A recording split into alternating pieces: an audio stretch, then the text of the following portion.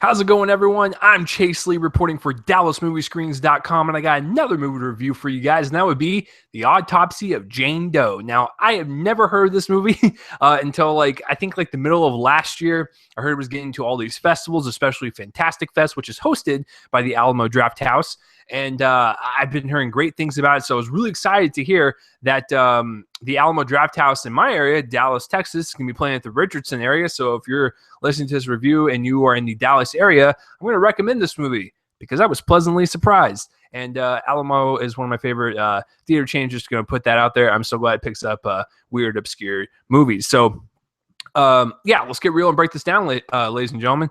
I'm really excited to talk about this one because, like I said, I was kind of just pleasantly surprised in how it took me from start to finish on this journey that was just getting crazier by the minute. So, let's start with the writing and directing. As far as the writing goes and the actual story, I love the way it opens. It opens with a bang, opens with a punch in the face, and you're like, wow, this is going to get serious. And from that point until the very, very end, you were just kind of intrigued by the mystery of Jane Doe and this corpse that's laying there for these coroners to, see what's wrong with her and whatnot. And you're kind of fascinated. I never thought I'd be fascinated and kind of intrigued and enthralled about people cutting open someone to figure out how they died and whatnot. So that is all I will say about the story, is that a couple of coroners, father and son, they receive this body, and there's no identification on her, so she's just a Jane Doe. That is what the police refer to her as, and so we have our movie. And that's all I will say, because the mystery of this movie and the way it unravels is kind of the fun part about it. And even when you pinpoint what is happening, you're like, I just want to kind of see it, see how the climax of the movie happens. And it just gets so crazy, but I enjoyed it very much on a story level. As far as the characters go, I was actually surprised that no one was really that dumb, because in horror movies, everyone is portrayed as a dumb person. So, no, I was actually surprised that the father-son dynamic of these two actors worked out really well. And so when they got into these dire situations, you kind of care for them a little bit. As far as my one weakness with the story and characters, there is a character that is referred to as the girlfriend character. Honestly, if you took her out of the movie, I wouldn't really care. And honestly, I don't think the movie would care either, or really suffer from the loss of that character. So I don't know. I just didn't really feel it for me. I really wish it would just focus on the father-son dynamic just the whole time and no one else besides, the cop that brings in the body and whatnot.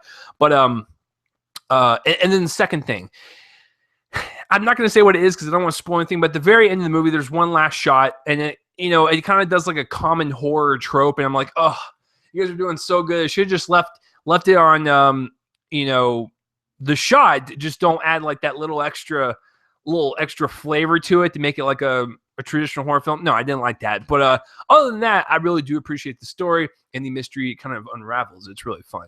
As far as the directing goes, there's a couple things I really appreciate. Number one, this director really knew how to have a sense of unsettling dread throughout the entire film. I had this pit in my stomach because I didn't know what was going to happen. I was so involved into this movie that anytime when something scary would happen, it would actually really affect me because I was actually into the story that much. So I think the atmosphere and the tone of just overall terror and suspense, I think this director does very, very well. And it's definitely a movie about, like I said, just a couple of corners in a morgue, but you figure that would be boring, but it's actually really kind of riveting and interesting. So I really kind of appreciate kind of that horror aspect to this kind of mundane idea, if you will. Second thing, I really appreciate the fact that this director really went just full on relentless, gross out, realistic type of gore, blood, and guts, and peeling skin off of heads and diving into the stomach and cutting open the intestines. It didn't go as far as into the camp territory where it was so overdone where it just looks fake. I thought it was that nice balance where it was super bloody and gross, but you kind of couldn't stop looking away. You're like, I want to know what's in there, type of deal. So I really appreciate the blood and gut aspect of this film, and the fact that it didn't shy away from anything, just kind of went full force with it, and kind of adds like that extra layer of suspense and just gross out terror, if you will, from this film. I guess that's pretty much it for the directing. Yeah, and the writing, yeah, I really enjoyed it quite a bit from that type of angle. Moving on to the acting, Brian Cox and Emil Hirsch play the father and son. Emil Hirsch playing the son, and Brian Cox playing the father. I like their dynamic. They had some really great chemistry, and I thought they bounced off of each other really well. Cool little fact, Martin Sheen was actually supposed to play the dad, but couldn't do it for scheduling conflicts, and so Brian Cox kind of swooped in there, but I think either one would have worked out, but what we got on screen was really good. But I know those two are the main characters. But the actress that played Jane Doe, the corpse, she was fantastic.